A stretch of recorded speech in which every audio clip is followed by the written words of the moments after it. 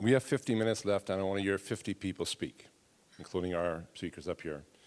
I'll go to the mics in a moment, but I want to share one emotion with you. Well, a couple of emotions.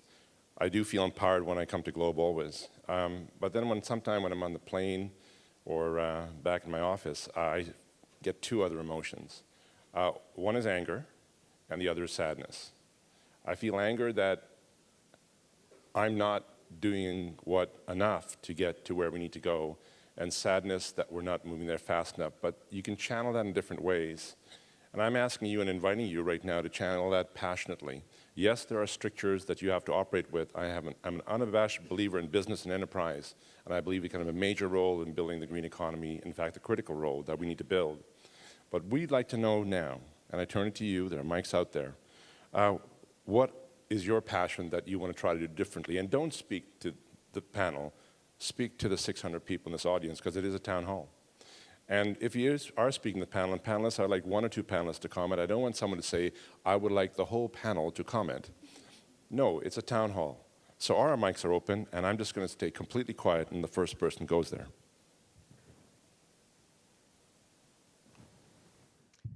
Hi, my name is Bela Lazarus. I'm an editor at Business in Vancouver. I edit the sustainability section. I edit our Green Space magazine. I also edit Green Space Alberta, so those are sort of our business publications. I also edit a consumer magazine called Home Makeover, and I deal with sustainability issues there. My passion is getting green sexy for the consumer magazine and for the consumers. What I'm finding is, in our B2B magazines, people are really ready to talk about great changes. Industry has clean tech, lots of amazing things happening. But at the consumer level, it's the same stuff over and over again. So I have a couple of questions. One is, do you find that it's really industry and government that's going to be making the biggest changes when it comes to reduction of greenhouse gases? And number two is there an area we haven't tapped into for consumers that deals with perhaps not the greening of the environment, but the greening of health? In other words, looking at sustainability from a health issue that will make consumers go on to the next level beyond just turning lights off and putting in dual flush toilets? Great question. Dan, thoughts on that? Oh, a lot of them. Go for it, girl.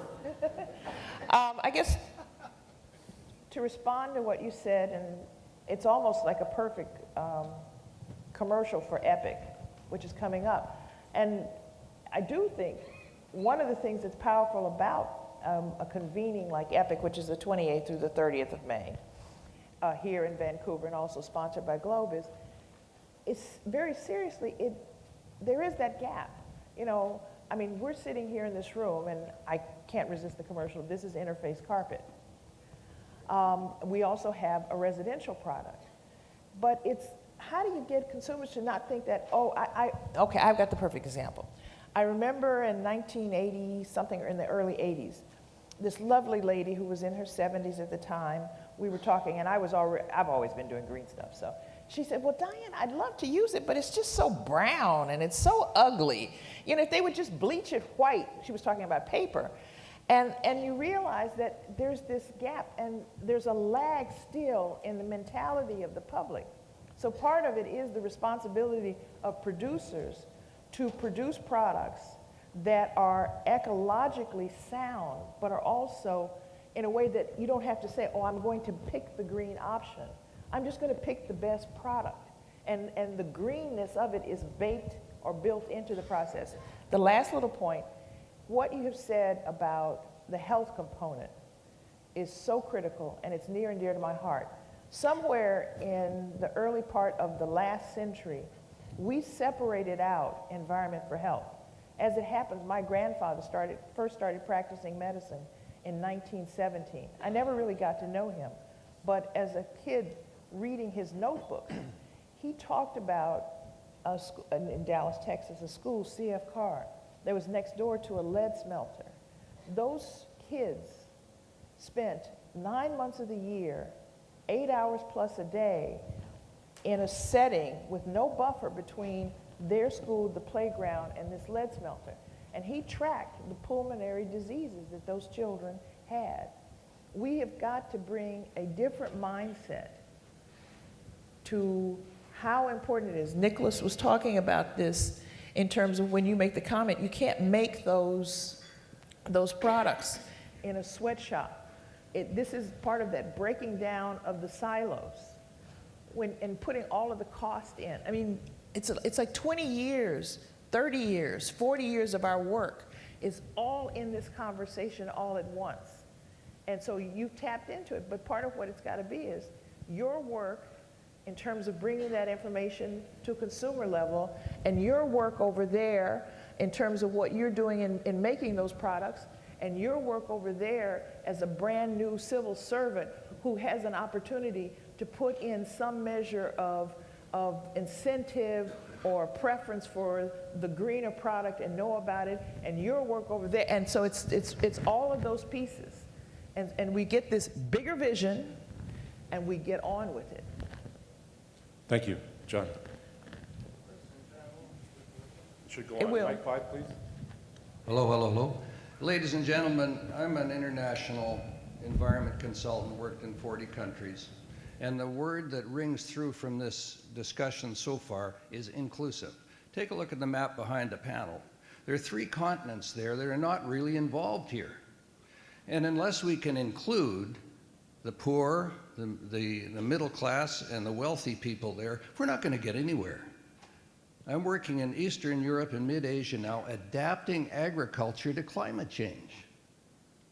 There's no money there, the knowledge is weak, the political will is not there, and we're in an industrial conference here doing a lot of good work, but when are we going to begin to get some outreach and begin to capture those people and get them enthusiastic too? Thank you, John. Thank you. Mic number 2, please. Hi, my name is Karen Struble. I work here in BC doing a climate program with high school students to get them to do greenhouse gas inventories of their high schools. My question, I guess, is aimed towards Nicholas and Tony. You talked about this connection between the spirituality and the environment. And this is something that really interests me. I feel like, climate change is a symptom, like Nicholas mentioned, of a bigger issue.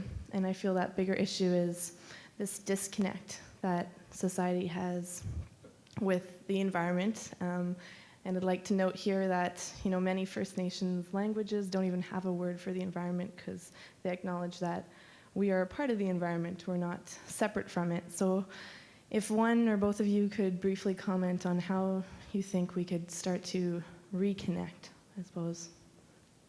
Thank you. Tony first. Take a shot. You have an extraordinary resource here, the Museum of Anthropology. I think it's just an incredible space and place. And it taught me a lot. And one quote I'll share from you, which I hope to get in at some point, so you've given me the cue. Can one divide human reality, as indeed human reality seems genuinely divided, into clearly different cultures, histories, traditions, societies, even races, and survive the consequence humanly?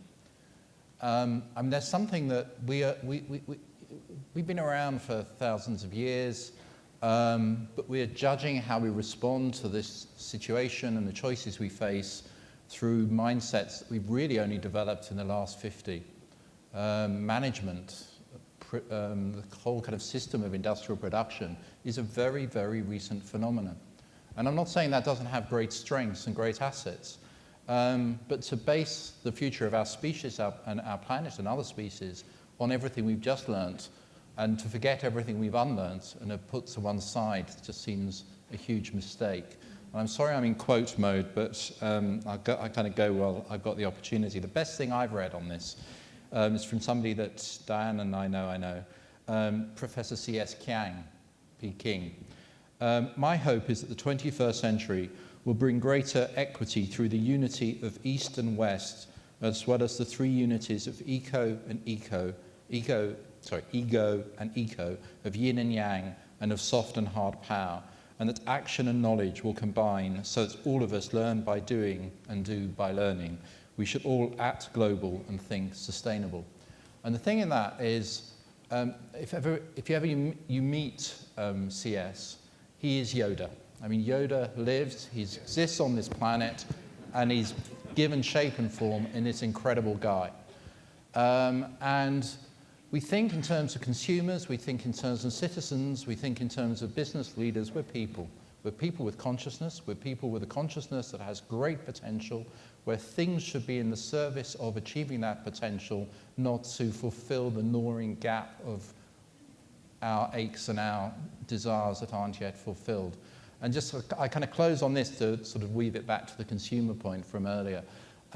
If we'd said, and there's a kind of UK context, which is a bit more statist, I suppose, but if we'd said a few years ago, we are going to force, this goes back to the behavioral change thing, which we all get very excited about. We're going to force everybody to give up their CDs and their DVDs, their records, their vinyl, all this kind of hard plastic stuff. Although actually I love vinyl, so it's a bad example, but kind of go with the flow of this argument. You'll have entertainment in some other way.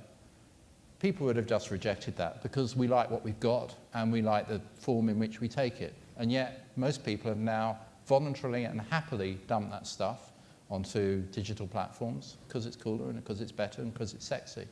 And the new relationship that needs to be built up between business, civil society and government is one where, in particular NGOs, I think, embrace and work with business and government rather than being in a kind of zero-sum opposition this game, which many, David being a huge exception, are still in, so that we're not working in those same boundary conditions anymore, working as people to save a common purpose. Good. Nick?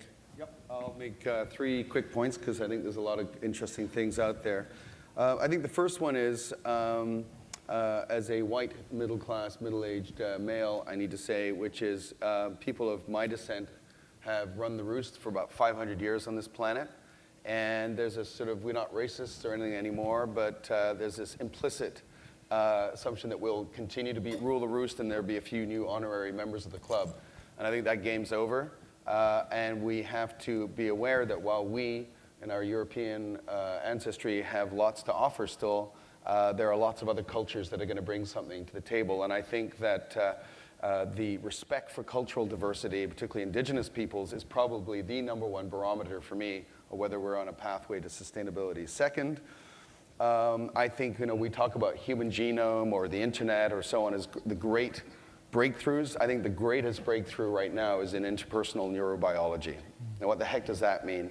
It means mind sight, and we're not going to solve the problems with the same way of thinking that created them. Yeah. We are now learning how the mind and the brain works and how we form images and patterns and so on. Mm. This is the breakthrough technology, which I think is going to shift us, which brings me to my very last quick point, which is I'm starting to hear language around so-called, we need to move to a steady state economy, that we're on a collision course with the carrying capacity of the planet. I think this is disastrous language. We got to have hyper growth, but it's a different kind of growth. It's a growth in consciousness. It's a growth in happiness. In fact, I was going to jokingly launch Happy Tech here this morning. We'll get a 3-star rating with 3 green happy faces or something on products. But anyway, that aside, we have to have a positive vision. So I'm a capitalist, and I say think globally, act profitably. But it's in a new way of doing it.